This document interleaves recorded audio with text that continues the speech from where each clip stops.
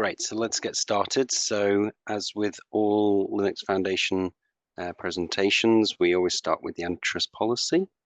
The antitrust policy can be found at the website on the slide now. And if you're a Linux Foundation member, you can contact Andy Updegrove for further information. With that out of the way, we can talk about the purpose of this meeting. This is the first strategy subcommittee meeting for OpenChain. And we set up this subcommittee to do a slightly deeper dive into some of the groups around OpenChain.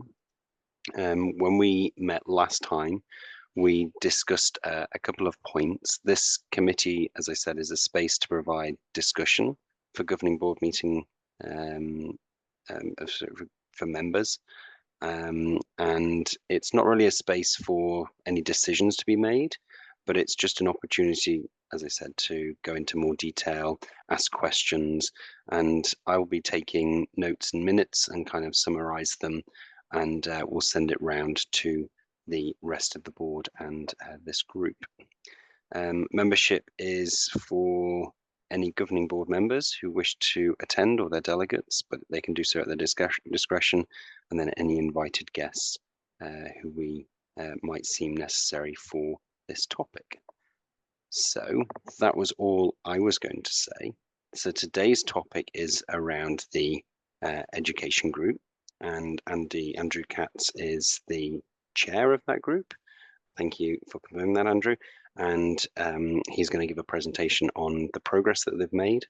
And it's an opportunity for us to have that wider discussion and ask Andy questions that we may have. Excellent. Thanks, so I keep on calling you Andy, and I apologize. I've just had a meeting with one of my colleagues called Andy, and so I will call you Andrew. My apologies. No problem at all. Excellent. Thanks, Matthew. Right, I will attempt to share my screen, if you can bear with me for a moment. Here we go. I took over around 3 months ago, and I see my brief as basically carrying on the excellent work that has been done under previous chairs. So we were lucky enough to basically hit the ground with a running start in terms of the work that had already been done. Quite a lot of the initial sessions involved us tidying up various bits and pieces. So I'll just run through those very quickly. I'm really not expecting this presentation to take very long. It'd be much more interesting if people want to have comments about it when I've run through it.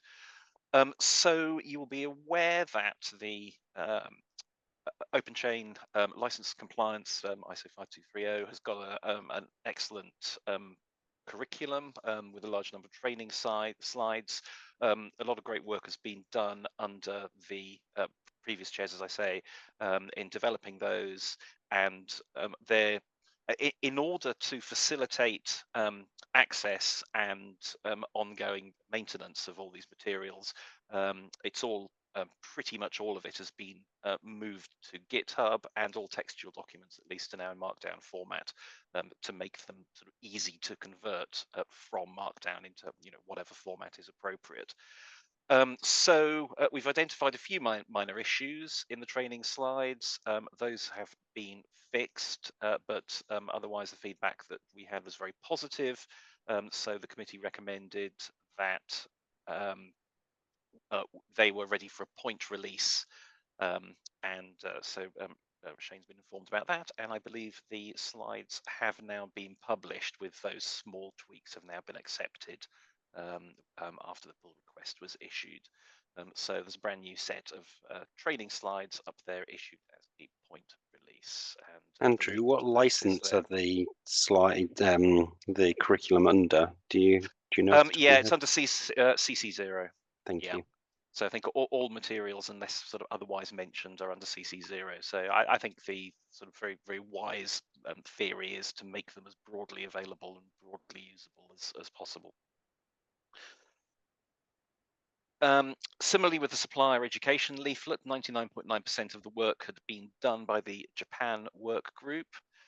So that was submitted to the education work group, and a few very minor issues were picked up, and the some changes were submitted, and again, I think Shane has now accepted that pull request that we put through there. So the next stage is to send that that's been referred back to the Joanne work group with thanks for their great work, and it's ready, I think, to be released and translated into Japanese. But obviously, the more languages we have available for that, the better. And there's quite a sort of cadence of things being released at the moment, as we'll see. So I'll explain the release mechanism for that in a second.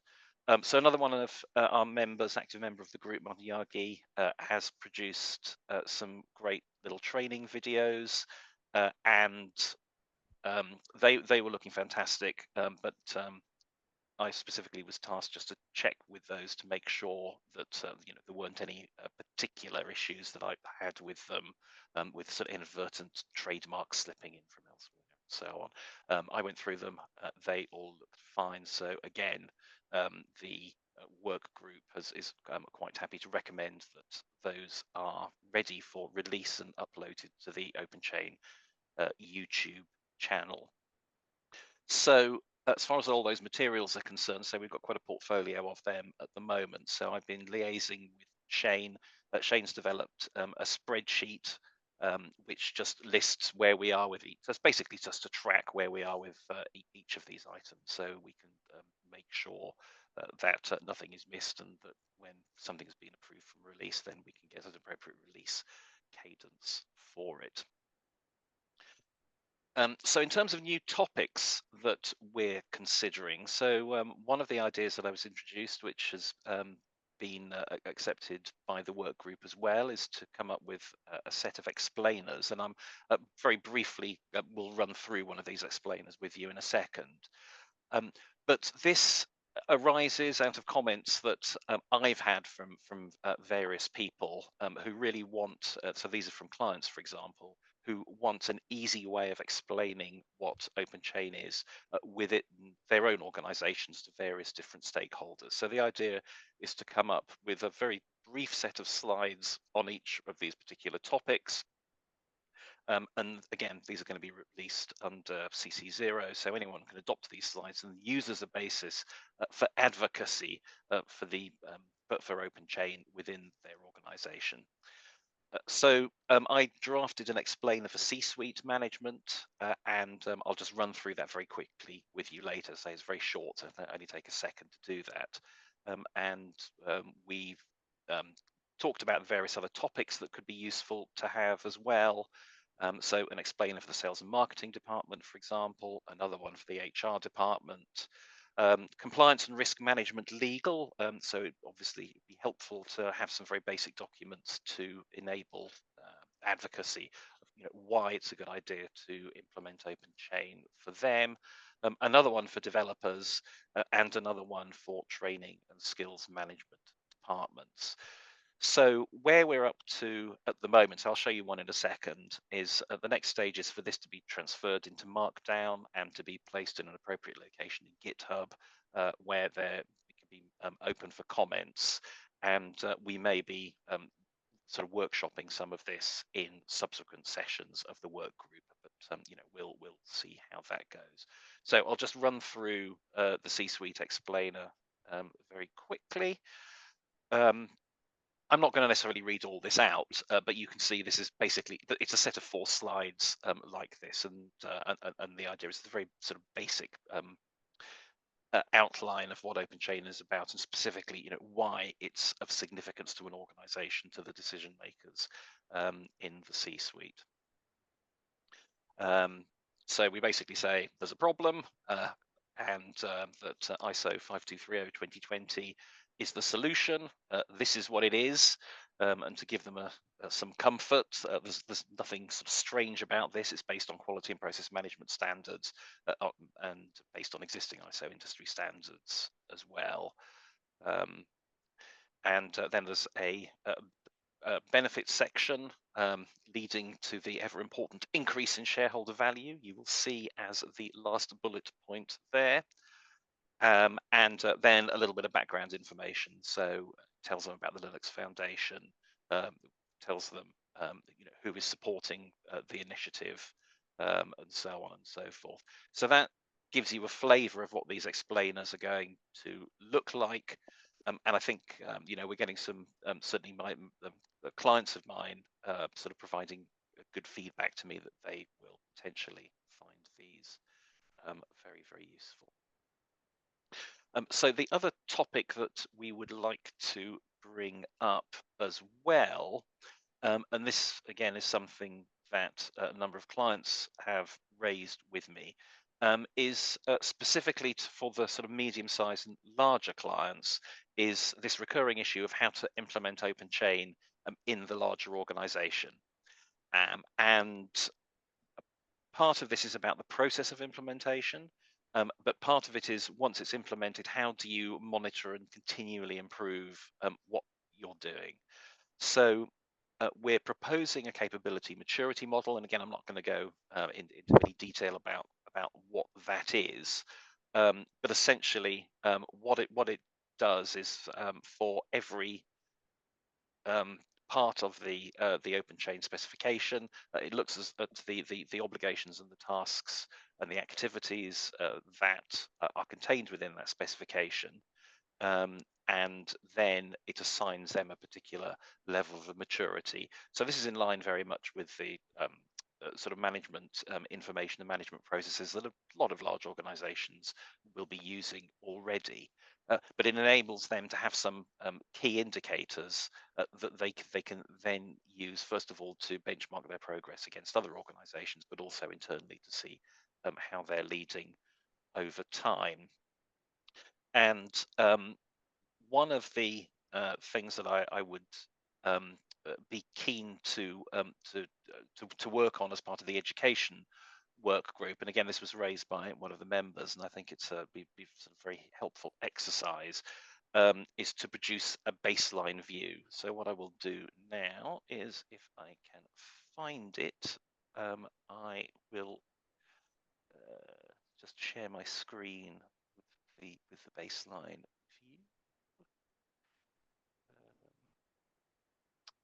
view. So this, yeah, well, I'm locating that. Just with you in a second. So this is a document that I've been working on for a little while, and I think it's sort of potentially very useful to explain to organisations who, mainly those who are looking to implement open chain. And again, we're focusing on the license compliance part of it here, but there's no reason why this can't be extended to the other activities that open chain is involved in. Is to give them a sort of concrete indication of what it would look like internally. And I think this is one of the sort of pieces of feedback that I've certainly been getting quite consistently, is there's an awful lot of theory, and there's some great theory out there, but possibly not enough practice available yet. I mean, we've got a lot of case studies, and they're very practical, and they're absolutely great. So what I'm trying to do here is to suggest that we add materials more on the sort of practical side. So if I can just share this with you. And again, I'm going to run through this sort of very, very quickly. So just to give you a feel for what's going on here.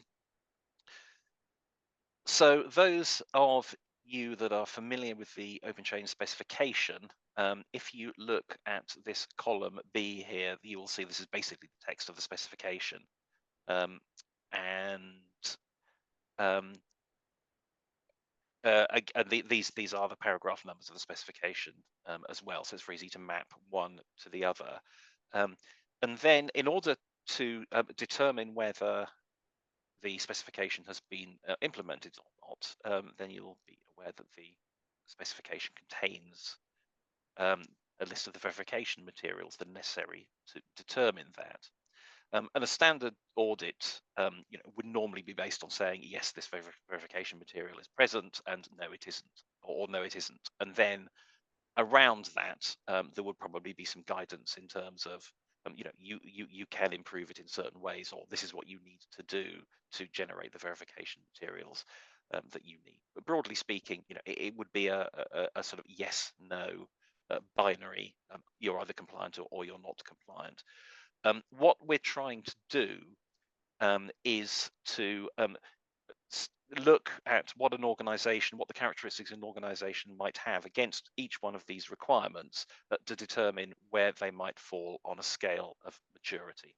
And again, I'm not going to go into this in sort of great detail, but there's initial engagement with OpenChain, then there's having repeatable activities in place. So you say if you're doing something, you're doing something in a repeatable way, but at that stage it's not necessarily defined. The next level is when you've defined what the process and practice and procedure is.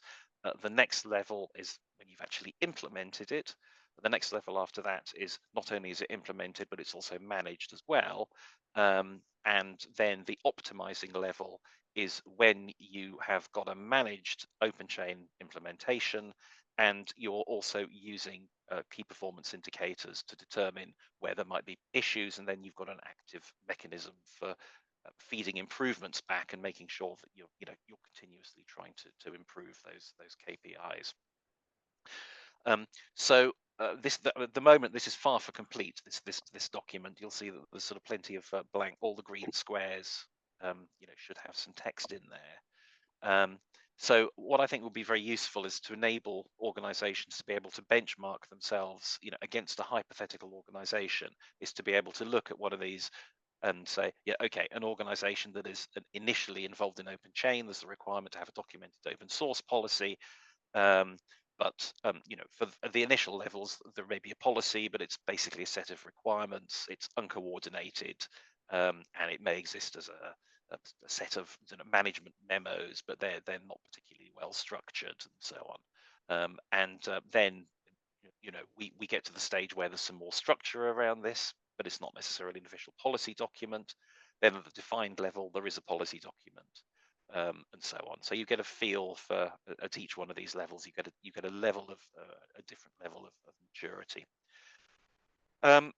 Right. I mean, I'm not going to explain that in any greater detail, but I think we've discussed this in the group, and we feel that it would be beneficial to have to be able to flesh out this document. And one of the things that I want to propose in subsequent meetings is we use the meeting as a forum really to workshop some of this and to help fill in some of these blanks. So that's pretty much what I sort of wanted to say about that. So anyone got any questions, comments, sort of observations, etc.?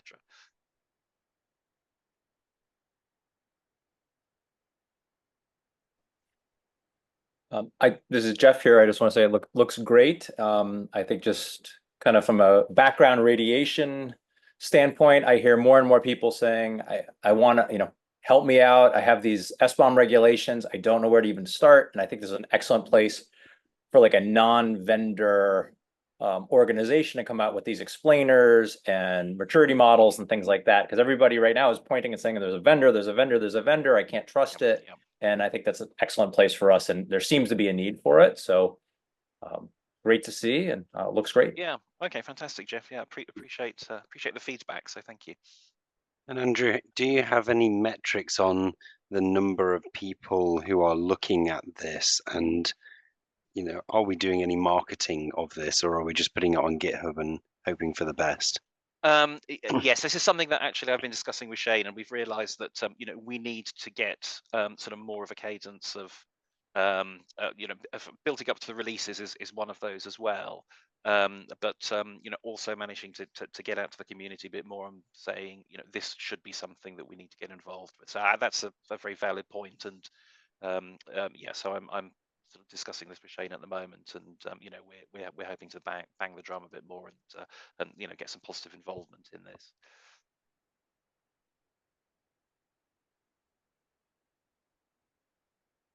And that maturity model, again, we're wanting to put this under a license of CC0, Yeah. letting people define themselves and sort of not quite self-certify, but say, I'm probably at a maturity level 2 out of the 5. Yes, exactly. And I think the important thing to realize is this is not a document where it's saying these are the characteristics you must have to reach that particular maturity level. It's more this is what a hypothetical organization, if they're doing this, then they will have really reached level 2, for example.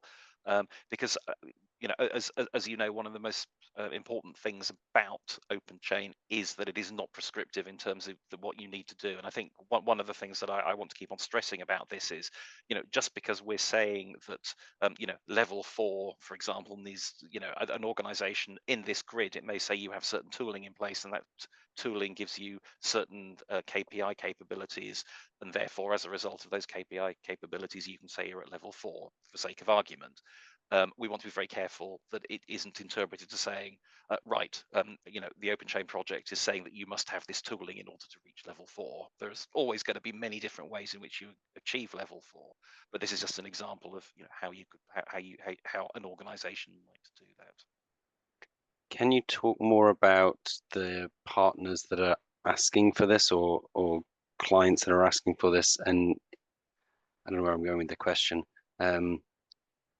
Has it come from the community to say we want this, and our clients and our companies saying we are at this level now, or are we in its infancy and nobody's really examined this yet?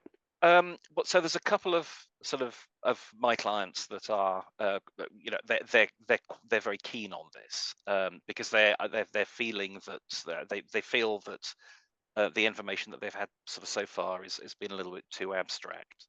And I think what they've said, what they would like to see is examples of, if there is XYZ there, and that's reached a certain level, then we can compare ourselves with them. I would like to get. I mean, I've had feedback from the community as well when I've been talking to people about this at conferences. I've had positive feedback, but it would be good to be able to quantify that a bit better, I think. And that's what you're working towards. It is. That's right. Rolling this out. And do we have a timeline for when this gets to review and approved? Not yet. I mean, I think it's at very early stages, and I think this is something that I want to introduce to the work group probably at the next meeting, and see what sort of feedback I get at that stage, and then I think we'll be able to decide what sort of timeline we can apply to it. I mean, I would like to think that we could sort of finish this over the course of 4 or 5 sessions, something along those lines. But it's always very difficult to tell. Jeff here again. I've seen, especially the maturity models, be very helpful around budget justification time. So that is something I hear over and over again saying, help me justify my staffing, or I want to build an OSPO, or I want to build a team, or I want to be able to do OpenChain, but I don't have a budget. Show me what I need. And so if we kind of have that in mind as we continue with the docs, is capabilities and expectations being reflected in the docs, and also with the idea of how does this help somebody justify a budget and headcount and ISO conformance and all that. Yeah, that's an excellent point. Yes, thanks, Jeff. Any other questions? Andrew, do you have any more slides to present? No, that's it. Thank you very much. When does your group meet? So first Wednesday every month. So I think the next one is going to be in July. Will it be July the 3rd? So yes, the day before a very auspicious day for both the UK and the US. So yeah. Takashika has his hand raised. Question? Yes. May I ask you a question? Of course, please go ahead. Advocates? Yes, Thank you so ahead. much. And I'm sorry to back a little bit. The topic of the supplier leaflet. And I'm sorry, I couldn't aware of the notice for the, to confirm the content upgrades to the Japanese work group. But right. And that is end up the last week. And understand. So have you ever received any comments from the Japan work group for the supplier leaflet update? I think Shane is the best person to talk to about that, because my understanding is that the version of the leaflet that we reviewed was already a version that was produced by the Japan work group. We had a few comments on it, and we were very impressed with it. So we thought it was great, but we just made a few comments and made a few changes, and then I think the next stage was for Shane to then submit back to the Japan work group. So I think that's the status we're at the moment. But Shane would be much better placed to be able to confirm that than me. Thank you so much. And sorry, this is my just a personal opinion, but your maturity model is very helpful for us to consider about how to say promote the open source. I mean open source compliance. Systems in the enterprises. Yes, it's very helpful to understand and how to think about it. Yeah, absolutely. No, thank you for that. Thank you so much. From my side, that's all. Thank you for your question. Any other questions for Andrew? How have people? Has the maturity model been shared in the education work group? Unfortunately, I haven't attended in a few months, so I'm not sure if the link's been shared or not. So we've sort of provided an overview of it. This document hasn't as of yet, but so I want to sort of introduce it and explain it to people at the next meeting. Okay, thanks.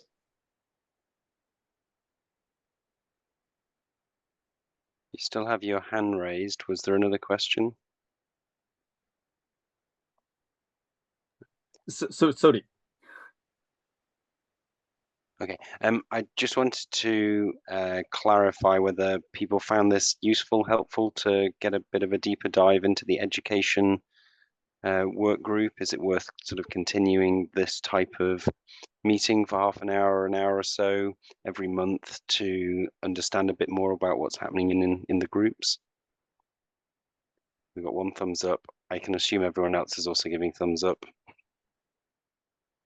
Okay. Well, in the absence of any complaints, then we shall continue, and we are currently finalizing the next working group. So if there's nothing else, thank you all for joining, and we can close the meeting and we can have another one of these next month. Excellent. Thank you very much. Matthew, if I could add one thing, this is Jeff here. Sure. I wasn't quite sure if it showed up on LinkedIn. I believe I got an alert for this in my normal calendar, but I wonder if I did a search this morning to see if it showed up on LinkedIn. I didn't see it. Maybe it is. Sometimes LinkedIn hides things from us. We're a bit in filter bubbles, but I think this would be a good session to have explicitly posted on LinkedIn, a day or two ahead of time. And I also know that LinkedIn hides some stuff for us. It always shows it off like 2 days after the event happened. So I don't know what we can do to kind of get ahead of that, but I always try to share. I will talk to Shane and all that. and see what we can do, because I didn't use it on LinkedIn, but I can take that as an action. Thanks, Awesome. Jeff. Thanks so much. Yeah, Thank I you, appreciate that. Bye, everyone. Great seeing you all. Thanks, everyone. Bye. Okay, Bye. bye-bye now. Thank you.